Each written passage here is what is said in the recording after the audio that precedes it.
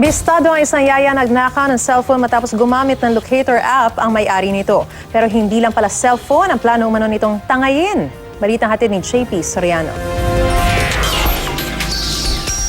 Busy si Yaya Liza Flores sa pagkalikot ng cellphone pero nadiskubre lang na hindi pala kanya ito nang may dumating ng mga pulis sa bahay ng kanyang amo. Sabi ng isa kong maid, ma'am, merong mga pulis dito na meron daw nawalan ng cellphone. iPhone 6 daw, nasa bahay natin. Sabi ko, wala ko niyan ako na cellphone. Bakit merong iPhone 6 dyan? Hindi, dito daw po na-locate. Sa online post ni Cheska, di niya tunay na pangalan, sinabi niyang iniwan niya ang kanyang anak sa isang children's play shop sa Tagaytay. Kasama ang yayang ilang araw pa lang namamasukan sa kanila. Pag-uwi raw nila pa Maynila, vibrate ang cellphone na hawak ng yaya.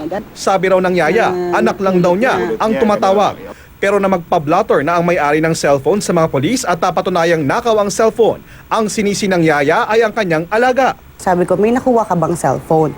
Sabi niya, ma'am, napulot ko po yung cellphone, natakot po akong ibalik.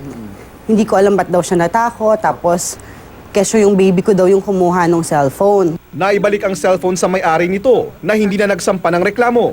Pinaalis na lang ni Cheska ang yaya. Noong wala na ang yaya, doon na lang nasabi kay Cheska ng mga security personnel ng kanilang subdivision na balak din daw ng yayang dukutin umano ang kanyang anak. Sabi niya, may nabasa daw siya na text na parang nagde-describe sa bata sa text. And then, sa part magkita sa other text. Tapos, yun, merong ganun. So parang feeling nila is baka i-plan pa, ibenta or kidnapin yung bata.